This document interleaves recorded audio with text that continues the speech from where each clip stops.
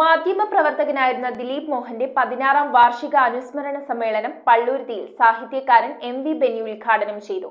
മുൻ deputy mayor K R. Premkumar Dileep മോഹനെ അനുസ്മരിച്ച് പ്രഭാഷണം നടത്തി. മാധ്യമപ്രവർത്തകനായിരുന്ന ദിലീപ് മോഹന്റെ 16ാമത് വാർഷിക അനുസ്മരണം പള്ളുരുത്തി SDPY സ്കൂൾ ഹാളിൽ സാഹിത്യകാരൻ എം.വി. ബെന്നി ഉദ്ഘാടനം ചെയ്തു.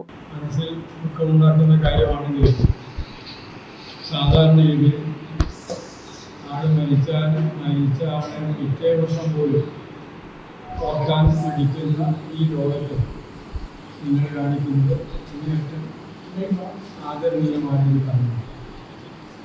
നമുക്കിടയിൽ ജീവിച്ചിരുന്ന മനുഷ്യൻ നമുക്ക് ചിന്തിക്കാൻ കഴിയുന്നത് അപ്പുറത്ത് ശാരീരികമായും കായികമായും ഊർജ്ജസ്വലമായും എല്ലാ രംഗങ്ങളിലും പ്രവർത്തിക്കുന്ന എനിക്കാണെങ്കിൽ അദ്ദേഹത്തിൻ്റെ തൊട്ട അയൽവാസിയും. അപ്പോൾ ആ കാലം കൊണ്ട് അദ്ദേഹത്തോടുള്ള പരിചയവും മണിക്കൂർ ഒക്കെ കൊണ്ട് പലപ്പോഴും ഉള്ളിൽ സംസാരിക്കാൻ ബുദ്ധിമുട്ടൊന്നും ഉണ്ടായിട്ടില്ല. മാത്രമല്ല ഞാൻ ആ കാലത്ത് ഇന്ത്യൻ പ്രസിന്റെ മലയാള വായനയുടെ ഉദ്ഘാടനം ചെയ്യുന്ന കാലം. പള്ളുരുത്തി ശ്രീ ഭവാനീശ്വര ക്ഷേത്രം പ്രസിഡന്റ് KV സരസൻ ദീപം തെളിയിച്ചു. എഴുത്തുകാരൻ ദീപം വത്സൻ അധ്യക്ഷത വഹിച്ച ചടങ്ങിൽ മുൻ ഡെപ്യൂട്ടി മേയർ കെ.ആർ. പ്രേംകുമാർ അനുസ്മരണ പ്രഭാഷണം നടത്തി. അവരുടെയൊക്കെ ആവശ്യങ്ങളും കാര്യങ്ങളൊക്കെ മാറ്റിവെച്ച് ആ ദിലീപിന്റെ ഓർമ്മ പുതുക്കുന്ന ഈ ദിവസത്തിൽ പങ്കെടുക്കാൻ എത്തിയിട്ടുള്ളത് തന്നെ അവരുടെ നല്ല മനസ്സിന്റെ ശുദ്ധത തന്നെയാണ്. അതുപോലെ തന്നെയായിരുന്നു ദിലീപിന്റെ പ്രവർത്തനവും സ്നേഹബന്ധവും.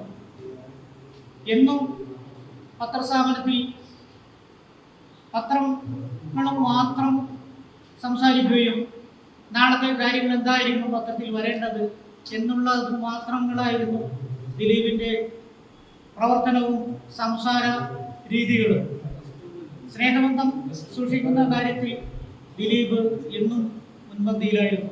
മുൻ councillor Thampi Subramaniam, councillor Abhilash Thoppil, KK Sudev, CG Prathapan, KVS Bose, CS Shiju, Ridgen Rebello, കാതികൻ പള്ളുരുത്തി രാമചന്ദ്രൻ, PP സാജു, ഗോപികൃഷ്ണൻ തുടങ്ങിയവർ സംസാരിച്ചു.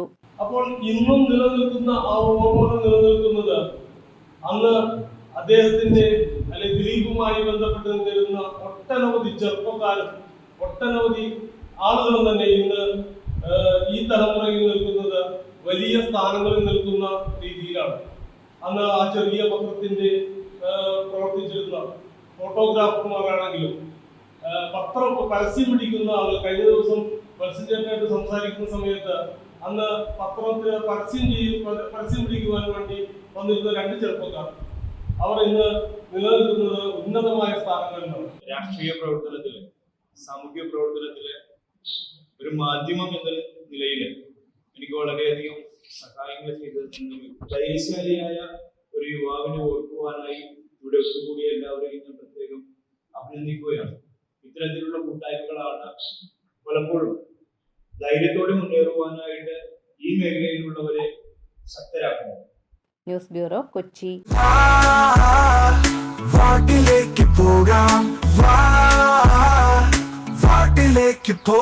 പുത്തൻ കുടകൾ, ബാഗുകൾ, നോട്ട്ബുക്കുകൾ തുടങ്ങി എല്ലാം സോൾട്ടിലുണ്ട്. The Salt hyper market, Chullickal, Kochi.